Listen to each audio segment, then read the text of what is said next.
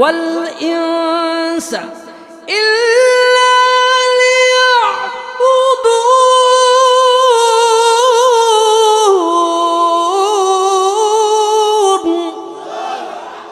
He created man and jinn for worship him. তিনি মানুষ এবং জিনকে সৃষ্টি করেছেন তার গোলামি করার জন্য। মানুষ শয়নে স্বপনে ধ্যানে জ্ঞানে কার গোলামি করবে? আরো আওয়াজ দিয়ে বলুন, কার গোলামি করবে? নাকি দেওয়ানবাগি? আহা, সোশ্যাল সাইটে কয়েকটা কথা ভাইরাল হয়েছে। আমি ডানে বামে যাচ্ছি করে শেষ রাত। এখন যদি আপনারা যদি ঘুমিয়ে যান, মাঝে মধ্যে যদি একটু আপনাদের ঘুমটা যদি না ভাঙাই, তাহলে দেখবেন আমি একা একা চিল্লাইতেছি, আপনাদের কোনো খবর নাই। এর জন্য ডানে বামে যাবো, আপনারা কিন্তু মাইন্ড করতে পারবেন না। সোশ্যাল সাইটে একটা কথা ভাইরাল হয়েছে।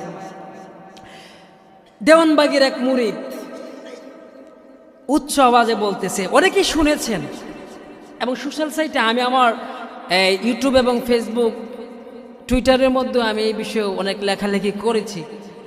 এরপর অনেকে হয়তো জানেন না, কিন্তু সোশ্যাল সাইটে সেটা ভাইরাল হয়েছে। যুবক ভাইরা সেটা ভালো করে বুঝবেন। দেওয়ানবাগির এক মুরিদ গান গাইতেছে। কি গাইতেছে দেখেন, হাসতে হাসতে ইমান যায়, ইমানের সাক্ষাৎ কে পায়? কিরামান কাতিবিন রোজ হাশরের দিন, আল্লাহর কাছে যদি করে অভিযোগ আমি বলবো দুনিয়ায় ছিলাম দেওয়ানবাগির লোক। নাউজুবিল্লাহ বলুন। তো এদেরকে মাঝে মাঝে আমি একটু ঘুরায় পেঁচায় এইভাবে বলি, কারোর সাথে হিংসা নাই, বিদ্বেষ নাই, শরীয়ত বিরোধী কথা হবে যেখানে, প্রতিবাদ হবে সেখানে। কথা বলুন, ঠিক কিনা বলুন? আমি এদেরকে ঘুরায় পেঁচায় এইভাবে বলি, কিরামান কাতিবিন রোজ হাশরের দিন, তোরা যারা ছিলি দেওয়ানবাগির লোক, তোদের জুতা দিয়া বলবে সবাই জাহান্নামে ঢোক। অথচ এই কথাটা যদি এরকম ভাবে বলতো,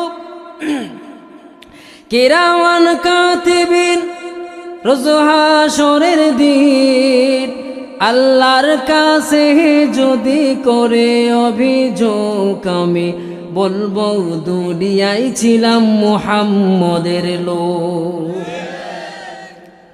মানুষ আল্লাহ তাআলার গোলামি করবে এই ওয়াদা করে আমরা দুনিয়ার মধ্যে আসলাম। এখন দুনিয়ার মধ্যে আসার পর কে আল্লাহ তাআলার গোলামি করে আর কে আল্লাহ তাআলার গোলামি করে না, এই কথাটার